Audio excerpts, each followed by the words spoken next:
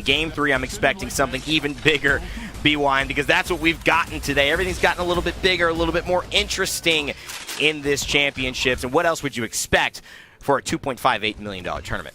Well, what I do expect is to see a lot of Gibby plays, as to every single team has opted to choose Gibby. Gibby's bubble will be very important to these final zone plays as well. We'll see if that continues to shape up for Sentinels, but as you can see, it's already crowded here.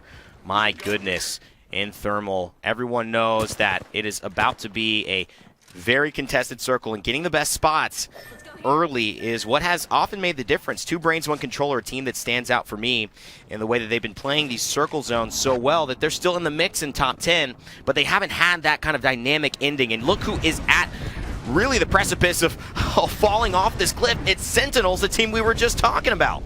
Now they have to just wait and see as they're going for it. And they're going to pressure him, show them that shooting fish in a barrel is one of their favorite sports. But they decide to back up as a third party has already come in. But they will stay inside the building, hold it down, and get some very nice poke.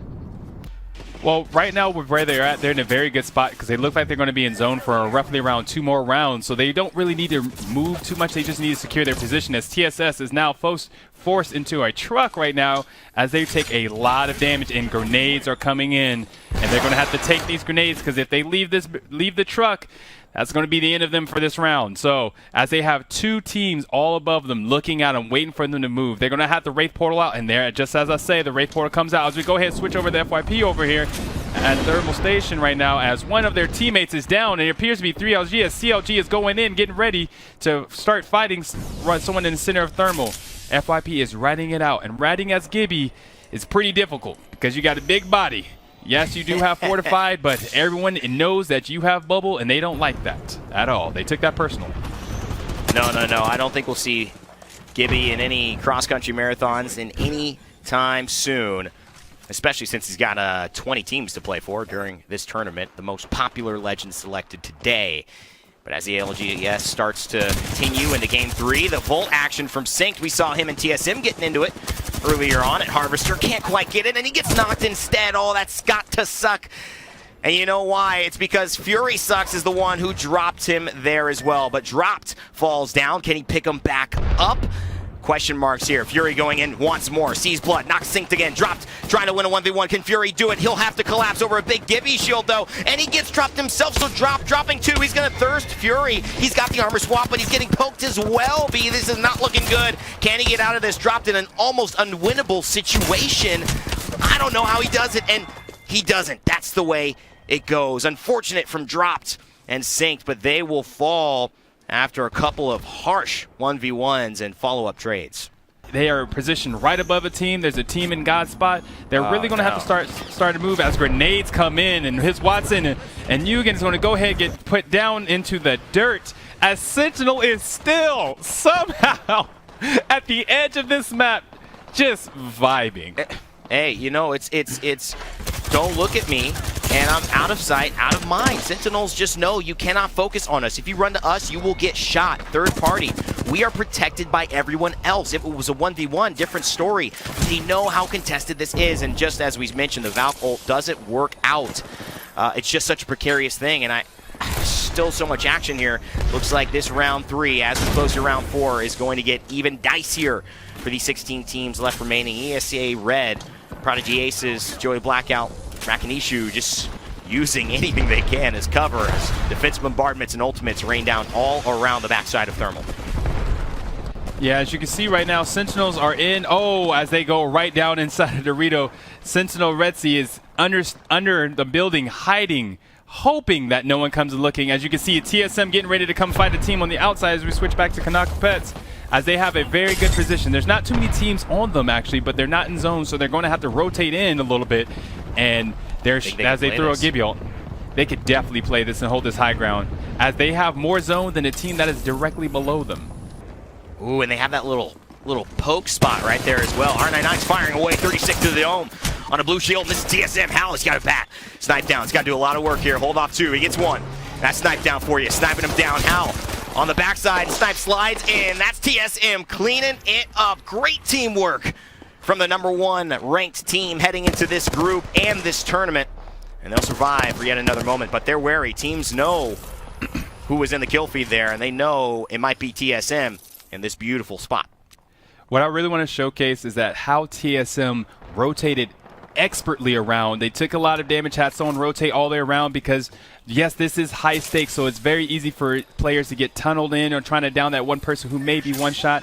While TSM had snipe down, rotate around the building, get shots, the other team wasn't even looking at him as he came straight in with the Eva. And as a famous philosopher would say, let that thing rang on them. All right, and a very, very good job and very good. I think that was positioning Confucius, right? Yeah. Oh, yeah, definitely. Maybe Mozart. Oh, maybe. Wow. Yeah, philosophy. I mean, classical piano. Just what a talented guy that Mozart was. We'll have to have some more. I need another one later on in the game, or maybe in Game 5 when we're back at it. But right now, ESA Black, team to watch, team to beat. #1 in the leaderboards. Kind of a surprise as well for, I think, a lot of people coming in from a casual perspective. You see names like TSM, NRG, CLG, and then you go ESA Black. They're first, and the way they've played, if you've just watched any of these games, that wouldn't be a surprise to you. They have been so consistent in terms of their positioning and the way they're patiently playing these final circles. They've got the 2 armors there, so an armor swap in case things get dicey inside. It feels like they're doing everything right, and then a little bit more.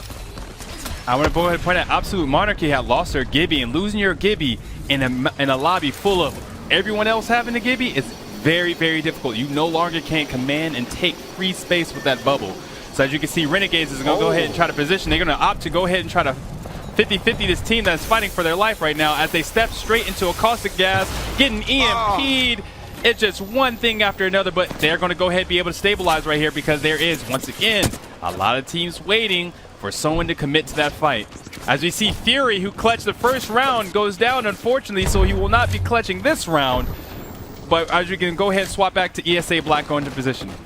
Wow, look at that, Renegades, and just shout out to Bowser. What a beautifully timed dome shield. He knew exactly when that crypto drone was coming out, and he waited, took the damage, then threw the shield. Otherwise, the shield would have been destroyed by the EMP. Those are the little things that make the big differences heading into it. Bottom 20, Congarna signed today, feeling good. Can they put that into their play? Sonar, Bloodhounds all around, and Renegades, unfortunately, not able to do it. They will not move on past 10 pace in this lobby, but bottom 20 have a chance with a Peacekeeper in hand. It's just one more knock, and he went to the left. They don't know where he is. He might be on the roof as well. Onmu, you can tell he's looking for him, but he went down. He might get third-partied as well, so KP potentially lost, but who cares? Bottom 20 in a great spot in this house. Kill leader as well from Vayne. They are popping off. Watch out, bottom 20 having a knockout game.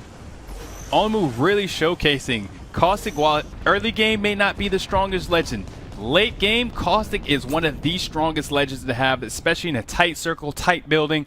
He is very, very oppressive. As you saw, there was people who just, yes, a Caustic can only run into your gas. That means you only can have to worry about one other person on the enemy team being able to walk and run straight through your gas. But his other 2 teammates, they don't have a gas mask. They're sipping, they're huffing and puffing and coughing their lungs out trying to push you inside that building. And that's exactly what Caustic has planned in his ultimate plan of demise for anybody who tries to get into his way. And look at this. Congarna, bottom 20, and CLG sharing the same building except sharing different stairs. And actually, bottom 20 decides to get out of there and say, nope, we want to stay to the outside.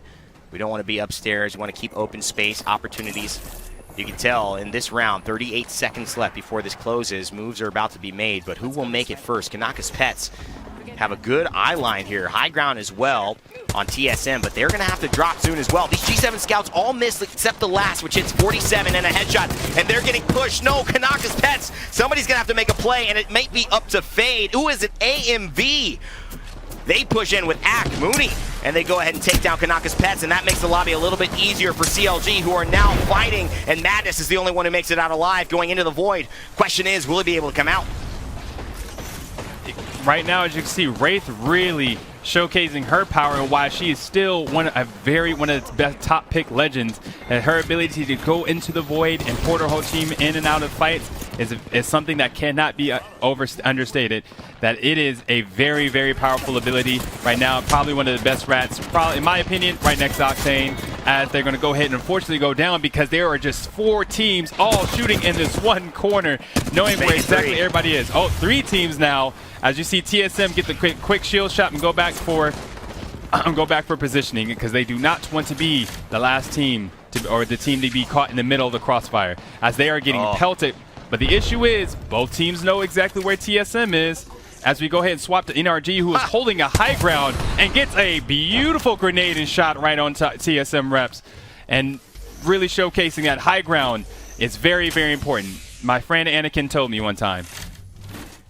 Yeah, I remember recalling that somewhere, though I don't think I was there. Kind of strange. NRG, nothing strange about this. This is the team we expected just on the eve of us saying, well, maybe they're not going to be in it today.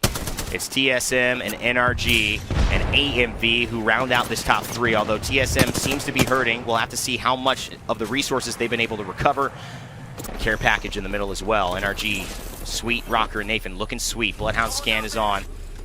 And they're in. I want to go ahead and highlight that NRG and AMV are both circling TSM, as there is only one person still up right now. And if you can get TSM in, they go down. Now it's just the AMV versus NRG. Both of them have great positioning right now, with NRG having a little bit more favored positioning. Both bubbles go down.